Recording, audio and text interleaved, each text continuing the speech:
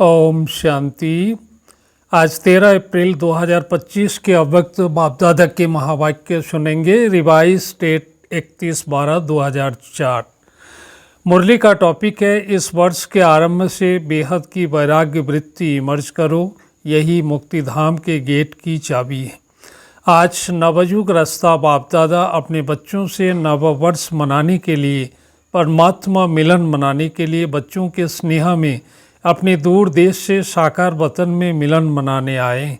दुनिया में तो नववर्ष की मुबारक एक दो को देते हैं, लेकिन बाप दादा आप बच्चों को नवयुग और नए वर्ष की दोनों की मुबारक दे रहे हैं। नया वर्ष तो एक दिन मनाने का है, नवयुग तो आप संगम पर सदा मनाते रहते।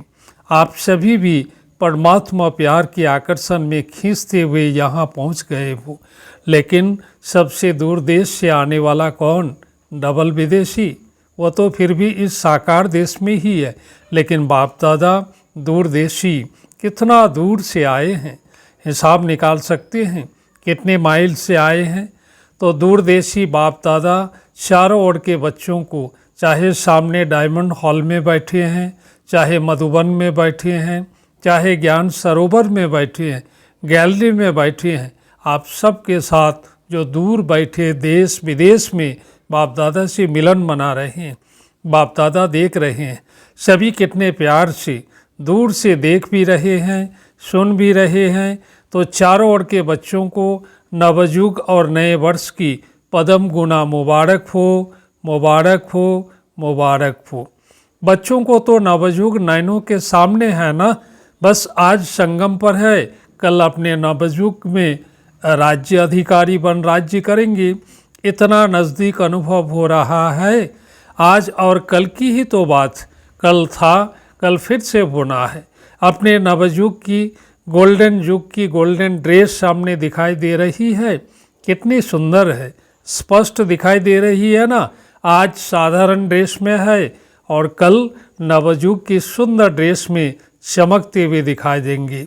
नववर्ष में तो एक दिन के लिए एक दो को गिफ्ट देते हैं, लेकिन नवयुग रचता बाप दादा ने आप सबको गोल्डन वर्ल्ड की सौगात दी है, जो अनेक जन्म चलने वाली विनाशी सौगात नहीं है, अविनाशी सौगात बाप ने आप बच्चों को दे दी है। याद है ना? भूल तो नहीं गए हो ना? सेकंड में आ जा सकते हो, अभी अभी संगम पर, अभी अभी अपनी गोल्डन दुनिया में पहुंच जाते हो कि देरी लगती है? अपना राज्य स्मृति में आ जाता है ना। आज के दिन को विदाई का दिन कहा जाता है और 12 बजे के बाद बधाई का दिन कहा जाएगा। तो विदाई के दिन, वर्ष की विदाई के साथ साथ आप सब ने वर्ष के साथ और किसको विदाई दी? चेक किया? सदा के लिए विदाई दी व थोड़े समय के लिए विदाई दी? बाप दादा ने पहले भी कहा है कि समय की रफ्तार तीव्र गति से जा रही है। तो सारे वर्ष की रिजल्ट में चेक किया कि क्या मेरे पुरुषार्थ की रफ्तार तीव्र रही या कब कैसे रही? दुनिया की हालतों को देखते हुए अब अपने विशेष दो स्वरूपों को इमर्ज करो। वह दो स्वरूप है, एक सर्वप्रति रहमदिल और कल्याणकारी, और दूसरा हर आत्मा के प्रति सदा दाता के बच्चे, मास्टर दाता। विश्व की आत्माएं बिल्कुल शक्तिहीन, दुखी, अशांत चिल्ला रही है। बाप के आगे, आप पूज्य आत्माओं के आगे पुकार रही है। कुछ घड़ियों के लिए भी सुख दे दो, शांति दे दो, खुशी दे दो, हिम्मत दे दो। बाप तो बच्चों को दुख परेशानी को देख नहीं सकते, सुन नहीं सकते। क्या आप सभी पूज्य आत्माओं को रहम नहीं आता? मांग रहे हैं दो दो दो, तो दाता के बच्चे कुछ अंचली तो दे दो। बाप भी आप बच्चों को साथी बना के, मास्टर दाता बना के, अपने राइट हैंड बना के यही इशारा देते। इतनी विश्व की आत्माएं सभी को मुक्ति दिलानी है, मुक्ति धाम में जाना है। तो हे दाता के बच्चे, अपने श्रेष्ठ संकल्प द्वारा, मनसा शक्ति द्वारा, चाहे वाणी द्वारा, चाहे संबंध संपर्क द्वारा, चाहे शुभ भावना शुभकामना द्वारा, चाहे वाइब्रेशन वायुमंडल द्वारा, किसी भी युक्ति से मुक्ति दिलाओ। चिल्ला रहे हैं मुक्ति दो। बाप दादा अपने राइट हैंड्स को कहते हैं रहम करो, अभी तक हिसाब निकालो, चाहे मेगा प्रोग्राम किया है, चाहे कॉन्फ्रेंस की है, चाहे भारत में या विदेश में सेंटर्स भी खोले हैं, लेकिन टोटल विश्व की आत्माओं की संख्या के हिसाब से कितनी परसेंट में आत्माओं को मुक्ति का रास्ता बताया है? सिर्फ भारत कल्याणकारी हो या विदेश में जो भी 5 खंड है, तो जहाँ जहाँ सेवा केंद्र खुले हैं वहाँ के कल्याणकारी हो व विश्व कल्याणकारी हो। विश्व का कल्याण करने के लिए हर एक बच्चे को बाप का राइट हैंड बनना है। किसको भी कुछ दिया जाता है तो किससे दिया जाता है? हाथों से दिया जाता है ना। तो बाप दादा के आप हैंड्स हो ना, हाथ हो ना, तो बाप दादा राइट हैंड से पूछते हैं कितनी परसेंट का कल्याण किया है, कितनी परसेंट का किया है, सुनाओ, हिसाब निकालो। पांडव हिसाब करने में होशियार है ना, इसलिए बाप दादा कहते हैं आप स्व पुरुषार्थ और सेवा के भिन्न भिन्न विधियों द्वारा पुरुषार्थ तीव्र करो। स्व की स्थिति में भी 4 बातें विशेष चेक करो, इसको कहेंगे तीव्र पुरुषार्थ। एक बात पहले यह चेक करो कि निमित्त भाव है, कोई भी रॉयल रूप का मैंपन तो नहीं है, मेरापन तो नहीं है। साधारण लोगों का मैं और मेरा भी साधारण है, मोटा है, लेकिन ब्राह्मण जीवन का मेरा और मैंपन सूक्ष्म और रॉयल है। उसकी भाषा मालूम है क्या है? यह तो होता ही है, यह तो चलता ही है, यह तो होना ही है, चल रहे हैं, देख रहे हैं। तो एक निमित्त भाव हर बात में निमित्त है, चाहे सेवा में, चाहे स्थिति में, चाहे संबंध संपर्क में, चेहरा और चलन निमित्त भाव का हो। और उसकी दूसरी विशेषता होगी निर्माण भावना, निमित्त और निर्माण भाव से निर्माण करना। तो 3 बातें सुनी, निमित्त, निर्माण और निर्वाण। और चौथी बात है निर्वाण।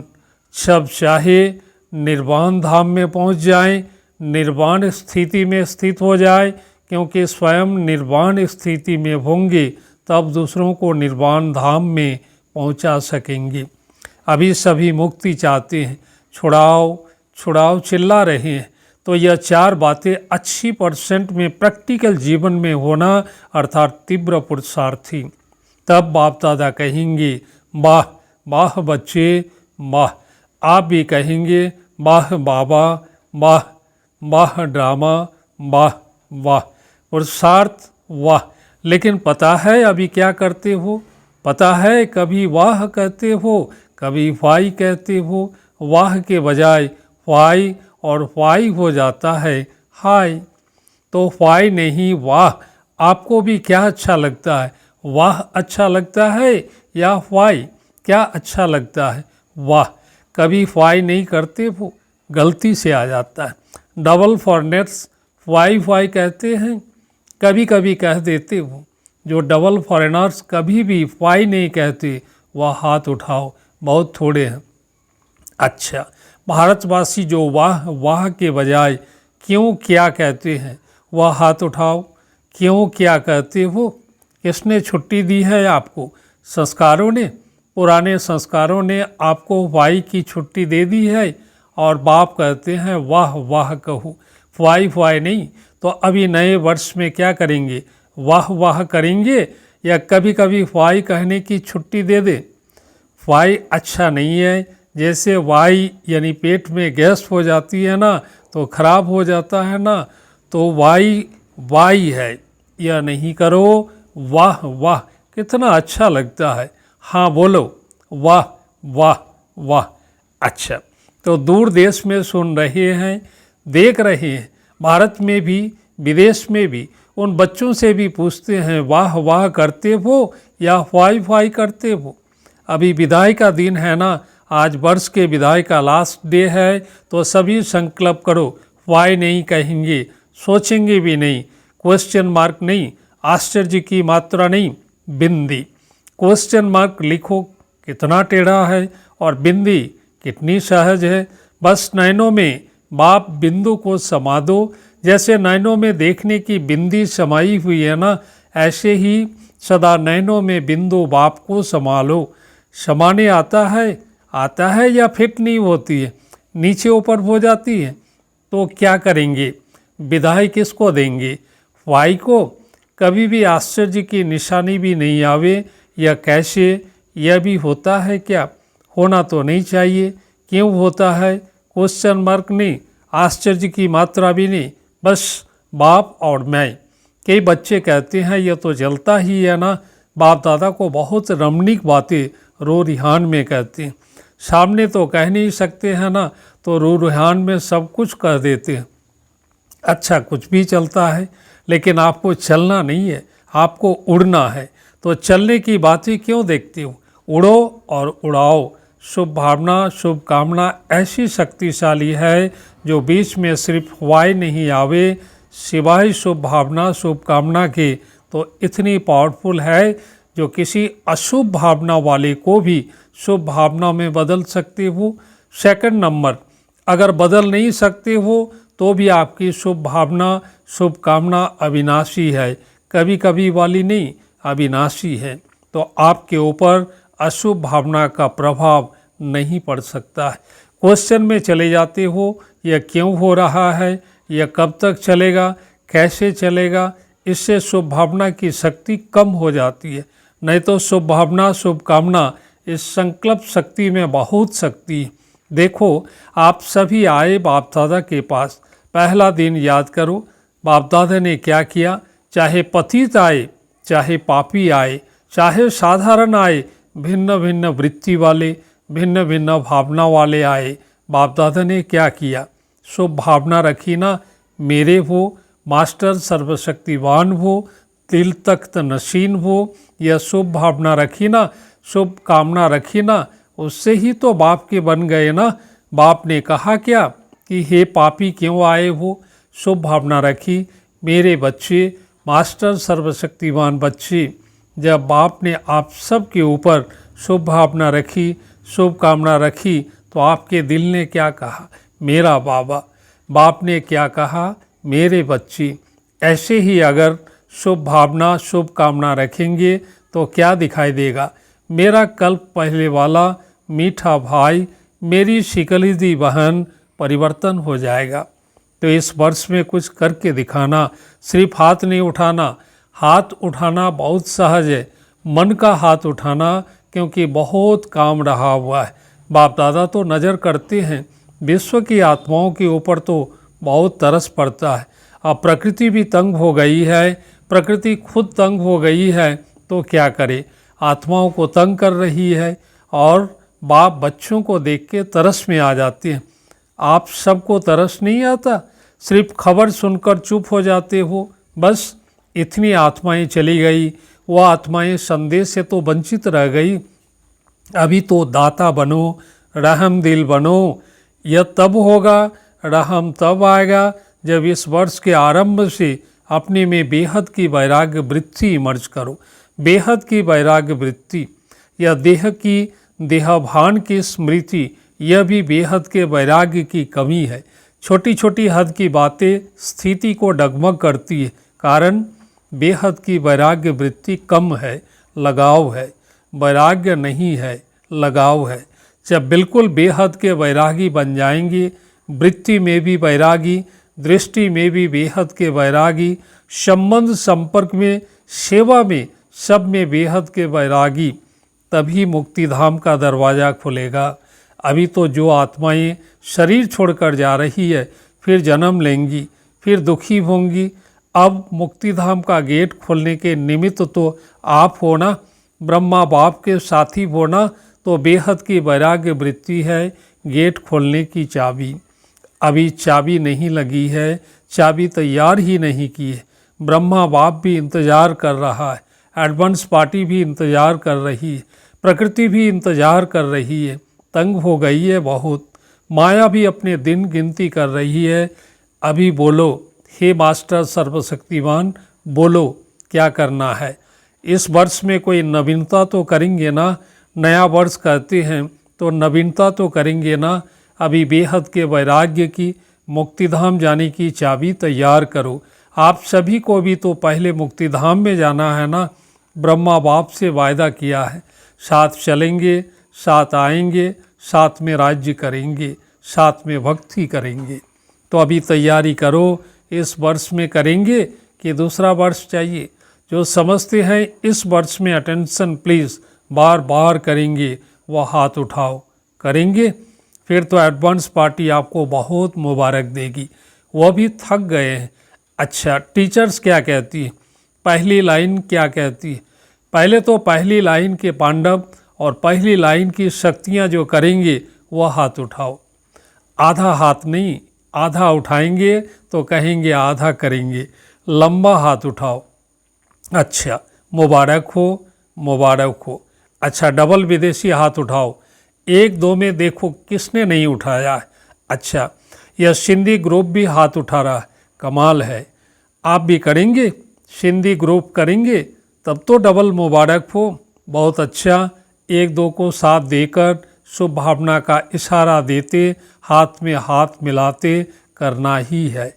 अच्छा, सभा में कोई ने आवाज़ की, सब बैठ जाओ, नथिंग न्यू। अभी अभी 1 सेकंड में बिंदु बन, बिंदु बाप को याद करो और जो भी कोई बातें हो उसको बिंदु लगाओ। लगा सकते हो? बस 1 सेकंड में मैं बाबा का, बाबा मेरा। अच्छा, अभी चारों ओर के सर्व नए युग के मालिक बच्चों को, चारों ओर के नए वर्ष मनाने के उमंग उत्साह वाले बच्चों को सदा उड़ते रहना और उड़ाते रहना, ऐसे उड़ती कला वाले बच्चों को सदा तीव्र पुरुषार्थ द्वारा विजय माला के मन के बनने वाले विजयी रत्नों को बाप दादा के नए वर्ष और नए युग की दुआओं के साथ साथ पद्म गुना थालियां भर भर के मुबारक हो, मुबारक हो। एक हाथ की ताली बजाओ। अच्छा, वरदान। एकाग्रता के अभ्यास द्वारा एक रस स्थिति बनाने वाले सर्व सिद्धि स्वरूप भव। एकाग्रता के अभ्यास द्वारा एक रस स्थिति बनाने वाले सर्व सिद्धि स्वरूप भव। जहाँ एकाग्रता है वहाँ स्वतः एक रस स्थिति है। एकाग्रता से संकल्प, बोल और कर्म का व्यर्थपन समाप्त हो जाता है और समर्थपन आ जाता है। एकाग्रता अर्थात एक ही श्रेष्ठ संकल्प में स्थित रहना, जिस एक बीज रूपी संकल्प में सारा वृक्ष रूपी विस्तार समाया हुआ है। एकाग्रता को बढ़ाओ तो सर्व प्रकार की हलचल समाप्त हो जाएगी। सब संकल्प, बोल और कर्म सहज सिद्ध हो जाएंगे। इसके लिए एकांतवासी बनो। स्लोगन।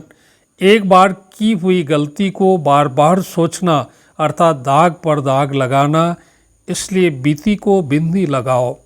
एक बार की हुई गलती को बार बार सोचना अर्थात दाग पर दाग लगाना, इसलिए बीती को बिंदी लगाओ। अव्यक्त इशारे। कंबाइंड रूप की स्मृति से सदा विजयी बनो। जैसे इस समय आत्मा और शरीर कंबाइंड है, ऐसे बाप और आप कंबाइंड रहो। सिर्फ यह याद रखो कि मेरा बाबा। अपने मस्तक पर सदा साथ का तिलक लगाओ। जो सुहाग होता है, साथ होता है, वह कभी भूलता नहीं। तो साथी को सदा साथ रखो। अगर साथ रहेंगे तो साथ चलेंगे। साथ रहना है, साथ चलना है। हर सेकंड, हर संकल्प में साथ है ही। अच्छा, ओम शांति।